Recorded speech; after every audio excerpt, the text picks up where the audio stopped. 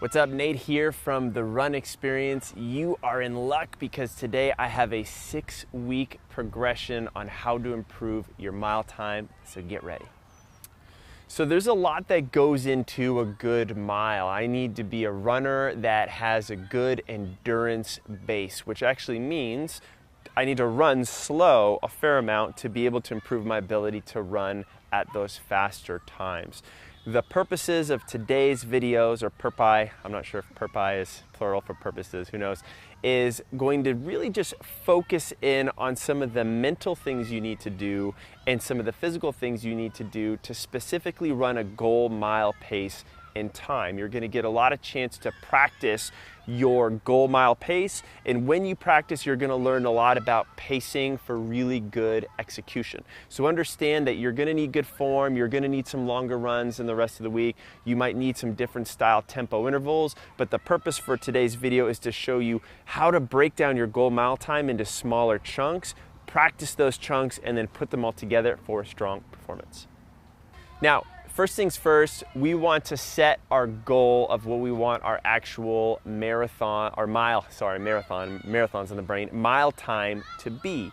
Now, we could use past data and say, hey, I've tried a mile before, or if you really want and you're a masochist, you could go and test your mile and say, hey, I'm gonna go out, fresh legs, run as hard as I can and get some hard numbers there. Or I could say, you know what, I've run a mile in this time, I'm gonna choose something to aim for that's like, maybe 15 to 30 seconds faster. If you're a more experienced runner, those incremental improvements are gonna be smaller. If you're a newer runner, you'll be able to take bigger chunks off of your time.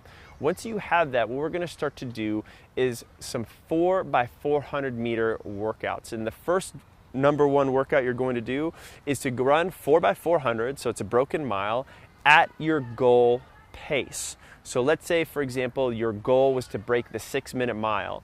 You would run 4x400 meters on the 130. And then you would take equal rest. You take a minute and 30 seconds rest.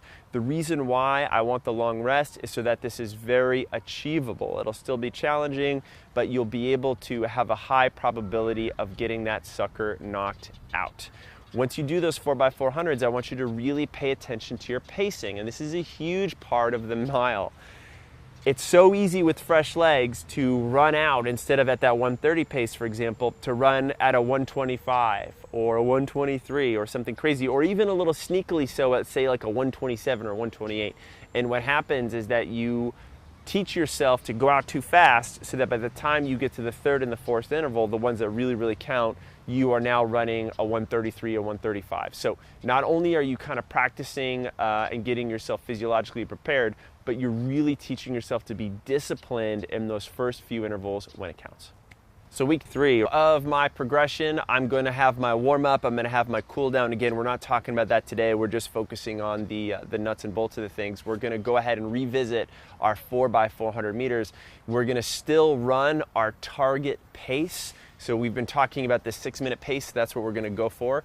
And instead of resting for 90 seconds, we're going to rest for 45. So it's going to be half rest.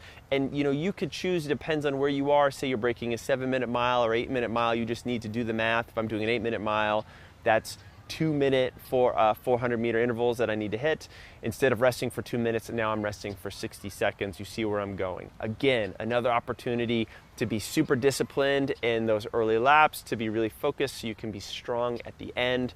You have less rest and recovery now, which basically is training you to maintain that pace. It requires a little bit more fitness, and it gets us closer to stringing this whole thing together.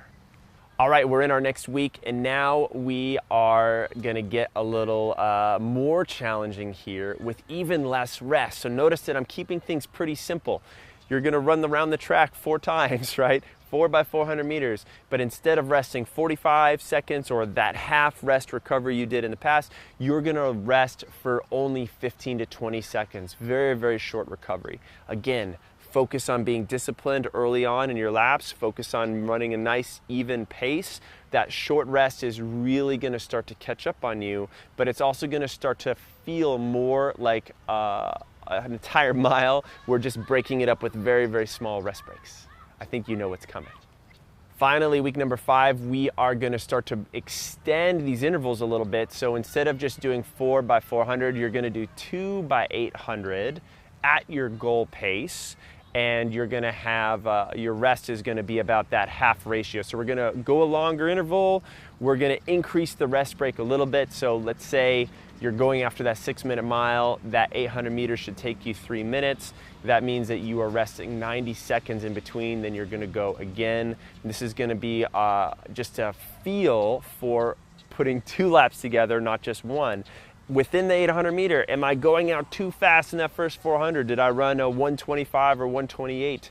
Was I really patient at running that 130? And then could I follow up with the second 130 lap in a row? Could I then repeat that or even run a little bit faster with not a ton of rest in between? All right, week 6, guys, it is now game day, right? It is the time to practice what you've just put into place the last couple of weeks and to really put it out there on the track. Make sure you've got a really good warm-up. Make sure you've included some drills, maybe some short strides just to get that heart rate elevated and ready to go. And then when you're ready, I want you to give a crack at that goal mile time you've done. Remember, the key thing in that race is the 3rd lap. That's the hardest one. That means you need to be patient. Laps 1 and 2, you need to be really steady. You're gonna mentally have to dig in pretty deep to run pretty darn hard that 3rd lap. And the 400 meter, hey, the hay's in the barn at that point. The horse is near it, he can smell that hay, and you're just trying to get the horse to the hay as soon as you can. You're trying to get that last lap, dig deep, do what you can. But if you've done a good job the last couple weeks practicing this pace, drilling this in your body, how it feels, getting some good exposure here, you should be pretty successful on this last run with your mile time and improving it. Remember, improving your mile is not just doing the hard work on the track, it's doing all the work that the body needs to be strong, to have really good mechanics, to be stable, and to obviously stay injury-free. And you can get exactly that in our 2-week, totally free Quick Start program. It's got some of our favorite go-to run drills we love to do, our injury prevention mobility exercises, as well as some great strength training that doesn't require any equipment at all. All you need to do to get it is click the link at the end of this video or down in the description. Once you click that link, it'll take you to a page where you just enter your name and email, and then I'll be able to personally send you your 2 weeks of free training. Sounds pretty good, doesn't it? Now, if you like this video, go ahead and let us know. Hit that like button. If you have any comments or questions for today on this whole mile madness, go ahead and drop the comments down below. And of course, subscribe to our channel because we've got more great stuff coming at you each and every week.